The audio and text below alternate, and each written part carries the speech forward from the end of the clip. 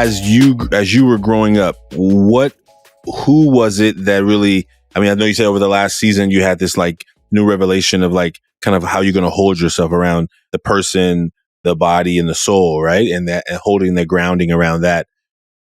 Like where did you find that grounding before? Like, was there someone in your life or a family or like that helped you find some of that? It's hard to say that I can give it to one person, but to simplify, my mother is in the same position as I am. She was the first person in her family to go to college.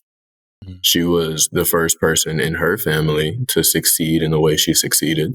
She didn't have a father figure. She didn't have an excuse. And she was living in poverty worse than I was. So the thing is, what is my excuse? I am a big black man. I know that.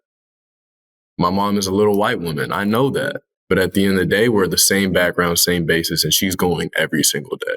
And what was her reason to keep going? She needed to put her left foot in front of her right one because she had someone to lead. And even if I'm not leading anyone as of now, it's leading myself in the right direction. Picking up my left foot and putting my right foot right in front of it is keeping me going forward. And my mom reminding me that this is where I got it, to be the best Theo you can be. It reminds me to stay grounded because I'm Theo at the end of the day. This is the best Theo can be in this moment. I'm tired. I'm hurt. My emotions are everywhere, but this is the best you can be in this moment. And try your very best to be that best Theo you can be. Did you get permission to show feelings growing up? Did you get permission? I know you talked about your uncle saying smile more, or just say smile more. Is that the word? Smile more? Smile more.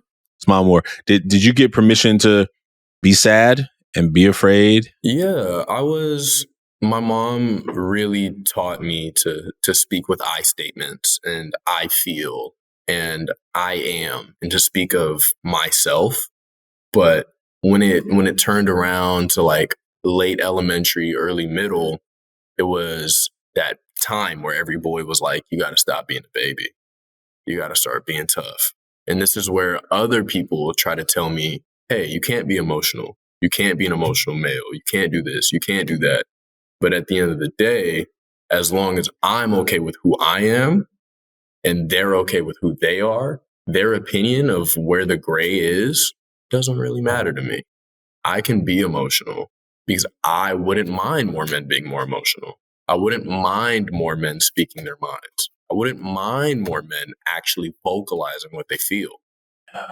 And if that's the change, and if I have to bite the bullet, so many people have bitten the bullet before I have. It's okay. I'm okay with being emotional because I'm not going to change. I'm not going to wall up. I'm not going to put my feelings in the chest. I'm not going to lock the key. Just not going to do it. And maybe that's because I'm stubborn. Maybe that's because I have great background and groundwork, but it's okay to be emotional. If we weren't emotional, we wouldn't be human.